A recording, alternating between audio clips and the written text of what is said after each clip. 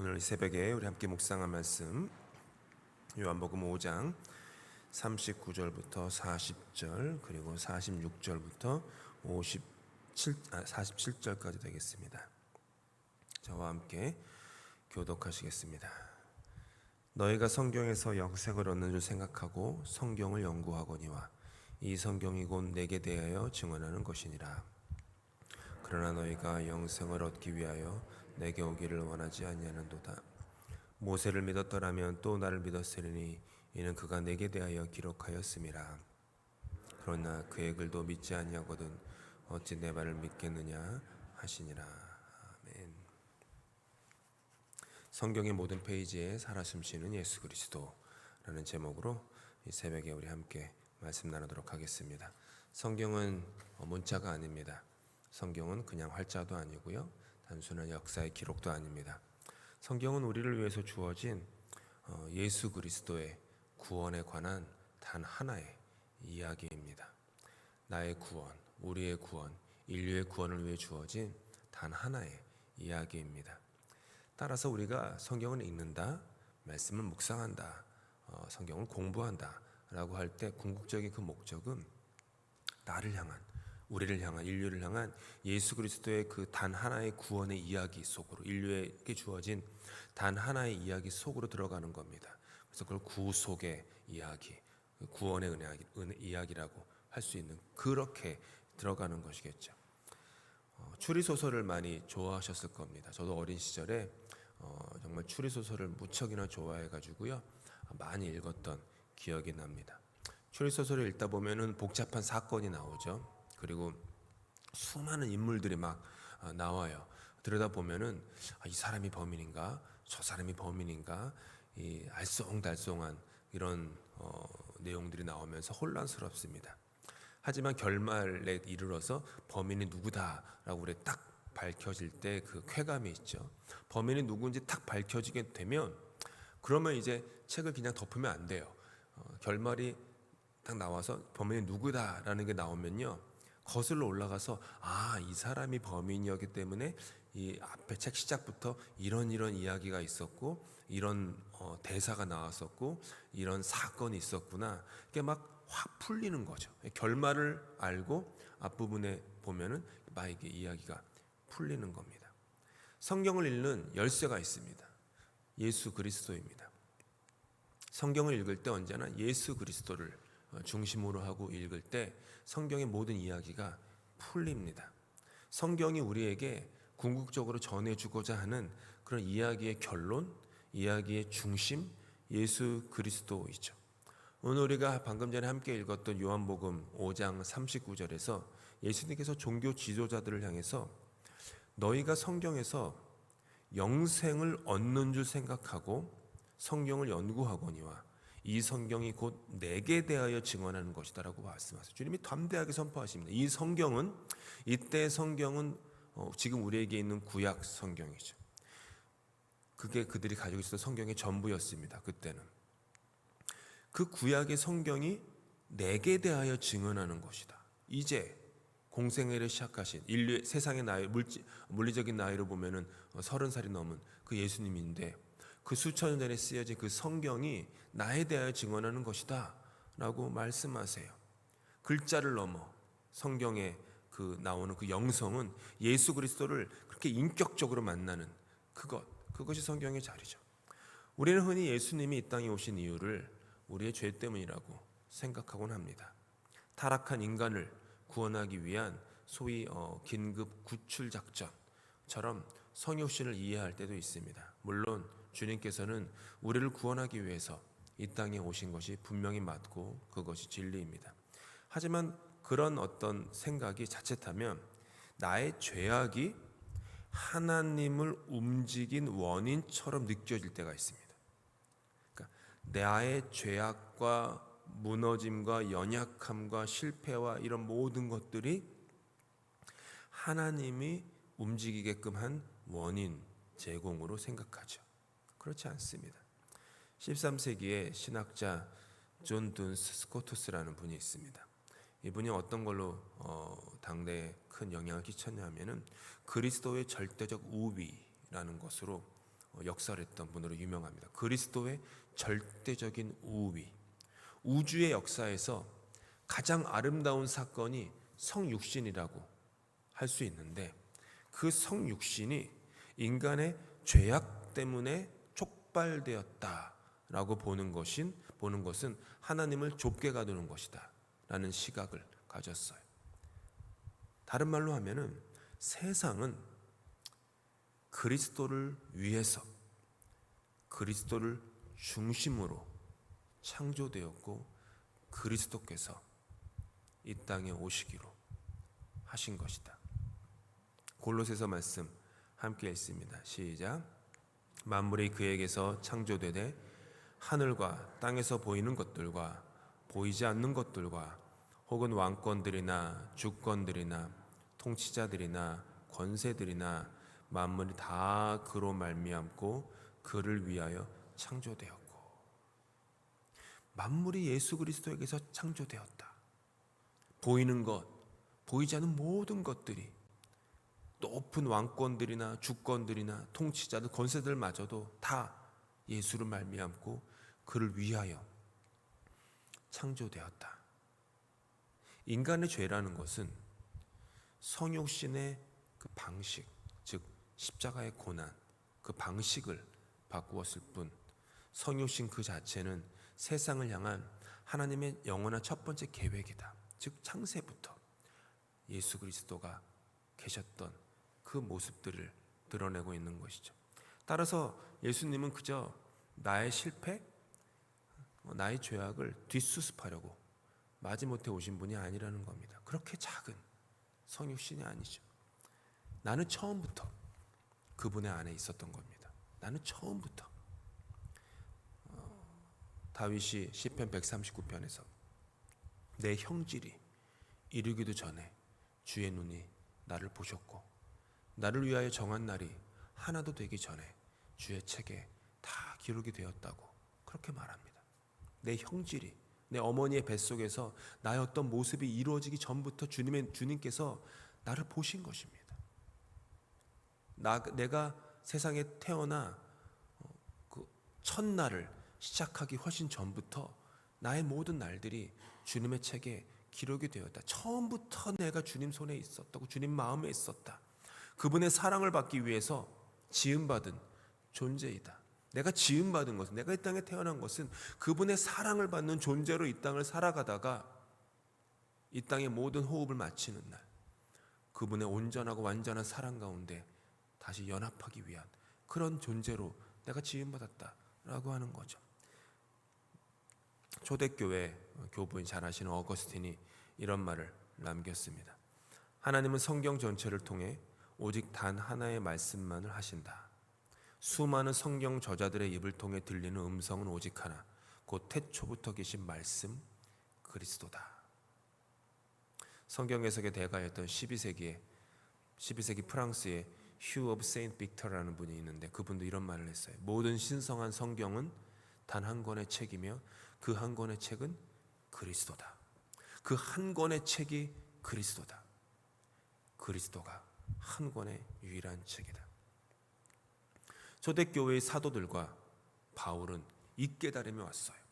예수님과 함께 공생애를 할 때에는 그냥 그분이 어떤 대단한 선지자, 예언자로 여겼습니다. 그리고 그분의 어떤 권능과 능력과 기적을 옆에서 많이 지켜봤기 때문에 그분을 통해서 우리가 이 로마의 압제로부터 벗어나서 민족 해방의 기치를 올릴 수 있을 것이다 라는 그런 기대감에 부풀어서 그분을 따랐습니다.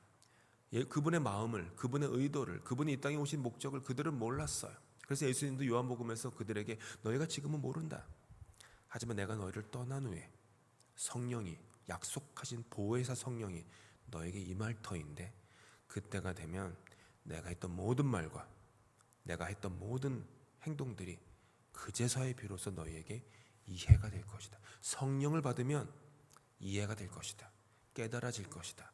마치 날줄과 시줄이 서로 엮이는 것처럼 서로 떨어져 있던 사건들이 하나로 얽히고 설키고 단 하나의 유기적인 이야기로, 통합적인 이야기로, 통전적인 이야기로 흐르고 있는 것을 너희가 깨닫게 될 것이다. 역시 성령이 그들에게 임했을 때 그들은 깨닫게 됩니다. 광야에서 오래전, 수천 년 전 광야에서 이스라엘 백성과 함께하며 물을 내었던 그 신령한 반석이 있습니다. 신령한 돌. 그것이 그리스도라고도 선포해요. 함께 읽을까요? 다 같은 신령한 음료를 마셨으니 이는 그들을 따르는 신령한 반석으로부터 마셨음에 그 반석은 곧 그리스도시라. 그러니까 광야 시절에 있었던 그 반석조차 그리스도라고 그들은 바울은 눈이 띄어진 거죠. 모세의 글과 율법, 제사 제도와 선지자들의 모든 메시지가 결국은 그리스도라는 그런 생명을 향해서 영원한 생명을 향해서 숨쉬고 있다. 그분을 향하고 있다라고 선포하는 거죠. 오늘도 주님 말씀하셨어요. 함께 읽습니다. 모세를 믿었더라면 또 나를 믿었으리니 이는 그가 내게 대하여 기록하였으며. 놀라운 말 아닙니까? 모세가 예수 그리스도에 대해 기록하였다. 이외에도 성경은 무수히 많아요. 아시다시피 마태복음은 유대인들을 위해 쓰여진 성경입니다. 마태도 세리 마태, 즉 예루살렘을 떠나서 이방 땅에서 유대인으로서 신앙생활을 하고 있는 이들을 위해 쓰여졌기 때문에 유대인들이 가진 질문이 있었어요. 그 질문이 무엇입니까? 십자가에 달려 죽은 예수가 우리의 메시아 그리스도 구원자인가? 그 질문이 있었어요. 마태는 그 질문에 답을 하기 위해서 족보부터 시작해서 예수님의 탄생과 생애와 죽음과 부활과 승천까지 쭉 그려가고 있어요. 그때 마태복음 자신이 저술하는 마태복음에서 무려 12번에 거쳐서 계속해서 반복해서 얘기를 합니다. 이거는 이제 마태복음에만 나오는 독특하다기보다 마태가 가지는 그 사관, 역사관, 신관, 하나님에 대한 생각이죠. 구약의 말씀을 응하게 하시려고. 이 말이 12번 나와요. 그러니까 혹은 성경의 말씀을 응하게 하는, 그게 구약의 말씀이죠. 성경의 말씀을 응하게 하시려고. 지금 예수님께서 어떤 말을 하셨고 어떤 행동을 하셨는데 그것은 수백 년을 수천에 쓰여진 성경의 말씀이 응하게 되는 것이다. 지금 주님이 어떤 기적을 베풀고 있는데 그것은 예전에 쓰여진 성경의 말씀이 응하게 되는 것이다. 지금 그분께서 어떤 고난과 고초를 당하고 있는데 이건 그냥 하다 보니까 우연히 당한 고초와 고난이 아니라 오래전에 그분에 대해서 예언된 성경의 약속, 언약이 이루어지는 그것을 그대들이 지금 보고 있는 것입니다. 놀라운 선포입니다. 사관이 달라요. 그러니까 그 역사관이 다른 거예요. 그냥 우연히 얻어 걸리고 우연히 살다 보니까 이것도 되고 저것도 되고 하는 또 그런 게 아니라 어떤 하나님의 분명한 의도와 하나님의 목적을 가지고 인생이 흘러가고 있다라는 거예요. 인류의 역사가 흘러가고 있다라는 거예요. 인류의 구원을 향한 분명한 목적을 갖고 예수 그리스도의 어떤 그 예수 그리스도 통해서 그 일들이 이루어지고 있다라고 하는 것이죠. 마치 흐트러져 있던 수많은 사건들이 있어요.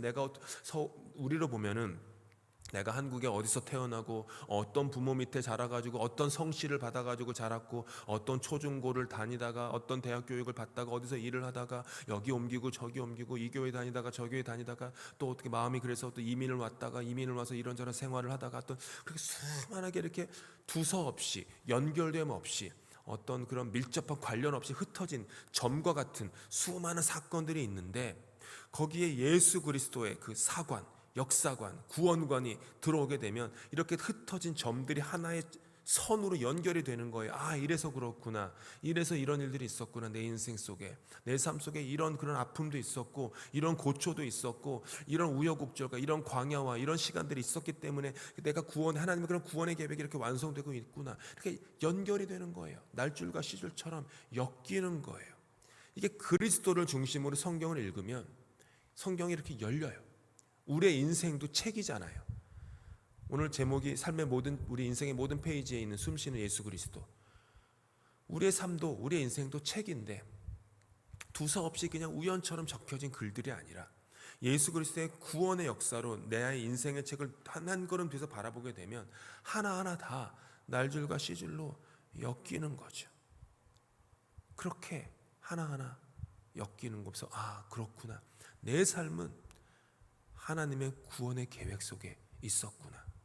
그분의 구원의 계획 속에 내 삶이 있었고 시작도 그랬고 지금까지의 모든 여정도 그랬으니 앞으로 나의 인생 혹은 지금 당하는 고난과 역경과 어려움과 환난과 핍박과 곤고와 적신과 기근이 있을지라도 이런 모든 삶의 과정조차 그분의 계획 속에 있구나. 그분이 나를 구원코자 하는 계획 속에 있구나. 그래서 성경은 인생을 향해 하나님의 계획을 향해 모든 것이 합력해서 선을 이룬다고 말씀하시는 거구나 라고 하는 인생관이 새롭게 펼쳐집니다. 그러면 담대할 수 있어요.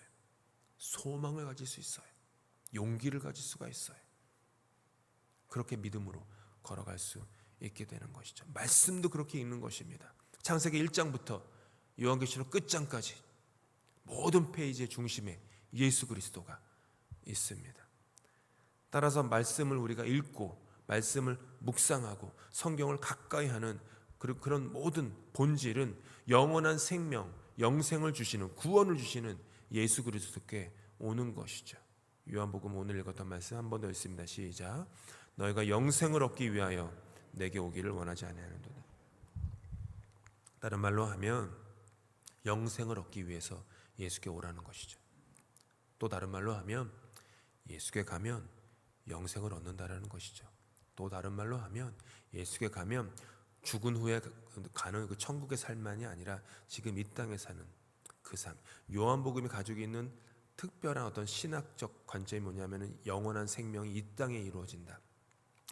완성된 하나님의 나라가, 하늘에서 완성된 하나님의 나라가 아직 내 삶 가운데에서는 이루어져 가고 있다라고 하는 그 신학이 요한복음에 펼쳐져 있는데, 그 영생, 예수께 가면 생명을 얻는다. 성경을 열심히 연구하면서도 영생을 위해서 예수께 오지, 당신께 오지 않는 사람들을 안타까워하는 예수님의 말씀입니다. 성경을 많이 하는 것이 기독교 영성의 신앙의 목적이 결코 아닙니다. 말씀 묵상, 그것은 그리스도 앞에 내 삶을 올려놓는 거예요. 그분께로 나아가는 사건이에요. 성경을 많이 아는 방대한 지식이 그 사람을 살릴 수 없습니다. 비록 배운 것이 없지만 그 삶 속에 성경 말씀 한 절이 마음의 중심이 되고 삶의 주제가 되고 그 말씀에 나의 생명을 걸 정도로 나의 모든 마음과 뜻과 정성을 그 말씀 한 절에 두면 성경 전체를 마음에 둔 거예요. 왜냐하면 제가 계속 오늘 설교 때 반복하지만 날줄과 시줄처럼 성경은 엮여 있기 때문에 어느 한 절에 나의 생명을 담으면 그 한 절이 연결된 성경 전체의 66권이 다 연결되는 거예요. 일관적인 거예요. 성경은 언제나. 생각이 일관적인 사람은 그 사람이 하는 모든 말에 일관성이 있어요. 생각이 일관되지 않으면 이 말했다가 저 말했다가 왔다 갔다 합니다. 그런 것과 똑같아요. 저는 설교자로서 설교단에 올라갈 때 제 그 컴퓨터 안 보셨지만 제 컴퓨터 앞에 그 하나가 붙어 있어요. 컴퓨터 화면 아래에. 내 설교에 예수께서 나타나시는가, 그 말이 써 있어요. 그게 제 설교를 준비하는 시작부터 결론까지의 제 자세입니다. 내 설교에 예수가 나타나시는가.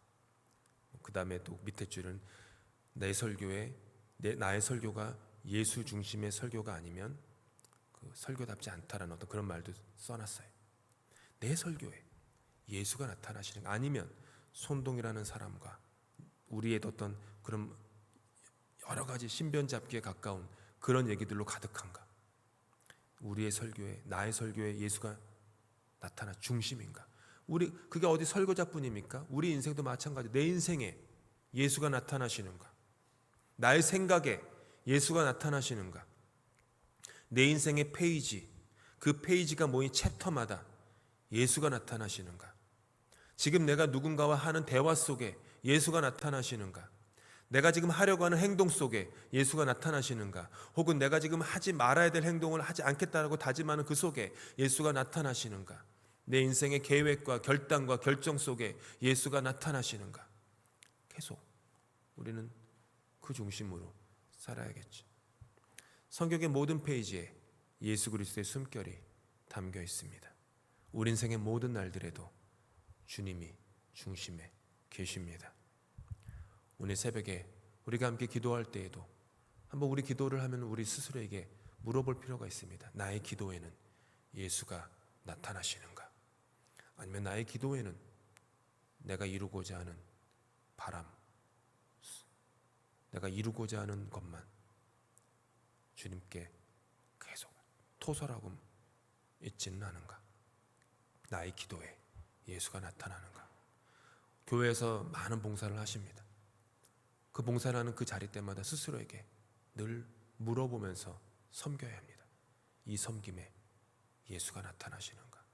어제 우리 마지막 성숙자반 10번째 성경 공부를 하고 이제 수료를 하셨는데, 거기 보면 2차 대전 때 독일에 있는 한 교회에서 폭격으로 말미암아 예수상이 훼손된 사건이 일화가 나옵니다. 근데 하필이면은 예수상의 손과 발이 잘렸어요. 전쟁이 끝난 후에 그 교회를 복구할 때 사람들이 그 예수상의 손과 발을 복구하지 않고 그대로 두기로 했습니다. 그리고 밖에 그 상을 그대로 둔 후에 밑에다 글을 썼대요. 예수님께서는 당신의 손과 발이 필요하십니다. 하나님은 영이십니다. 손과 발이 없으세요. 우리를 부르셨습니다. 너희가 나의 손과 발이 되어 이 땅을 섬기고 이 땅을 살려라. 부엌에서, 유년주일학교에서, 예배당에서, 교회 구석구석에서, 안팎에서 섬길 때 내가 섬기는 나의 손과 발에 예수 그리스도가 나타나고 있는가? 내 삶의 모든 삶 속에, 가정 속에, 가게에, 일터에 예수가 나타나시는가? 믿는 사람들과의 대화만이 아니라 믿지 않는 사람들과의 대화 속에서도, 그들과의 관계 속에서도 예수가 나타나고 있는가? 사람들은 나에게서 누구를 보는가? 예수를 보고 있는가? 늘 그런 마음, 기도할 때도 그런 마음, 그런 의식, 그런 생각들이 늘 우리에게 있어야겠습니다. 주 예수보다 더 귀한 것은 없다고 이 새벽에 우리가 찬양으로 새벽에 문을 열었습니다. 주 예수보다 더 귀한 것은 없음을 늘 기억하면서 예수 중심으로 삶을 다시 한번 재정비할 수 있는 저 여러분 다 되실 수 있기를 바랍니다. 오늘 다 아시다시피 우리 친선 골프 대회 있는데 또 많은 분들 다녀오시고 또 음식으로 섬기시는데, 그 섬기는 가운데 또 예수 그리스도가 나타나기를 바라고, 우리 교회에서 가시는 분들은 특별히 런던 한인교회 얼굴로 가시는 분들이니 런던 한인교회를 또 아름답게 하는 또 그런 덕스러운 대화와 모든 단어 하나하나, 행동 하나하나 그런 마음으로 또 예수를 나타내면서 다녀오시기를 바라고요. 또 오늘 또 우리 기도 부탁은 내일 모레부터 2주간 진행될 여름 성경학교를 위해서 특별히 이 새벽에 간절히 기도해 주시기를 바랍니다. 기도하고 마치겠습니다. 사랑의 하나님, 주 예수보다 더 귀한 것은 없습니다. 주 예수보다 더 귀한 것은 없습니다. 내 삶의 그 어떤 복잡한 문제보다 주 예수보다 귀한 것은 없습니다. 내 삶의 모든 페이지에 주님이 있습니다. 늘 기억하고 성경을 읽을 때에도, 성경과 신앙생활을 할 때에도 늘 예수 그리스도 중심의 신앙생활을 할 수 있도록 은혜 베풀어 주시고, 우리의 기도 속에도 예수님이 우리 기도의 중심이 되게 하여 주시옵소서. 주님의 기도를 예배 마칩니다. 하늘에 계신 우리 아버지, 아버지의 이름을 거룩하게 하시며 아버지의 나라가 오게 하시며 아버지의 뜻이 하늘에서와 같이 땅에서도 이루어지게 하소서. 오늘 우리에게 일용할 양식을 주시고 우리가 우리에게 잘못한 사람을 용서해 준 것 같이 우리 죄를 용서해 주시고 우리를 시험에 들게 하지 마시고 악에서 구하소서. 나라와 권능과 영광이 영원히 아버지의 것입니다. 아멘.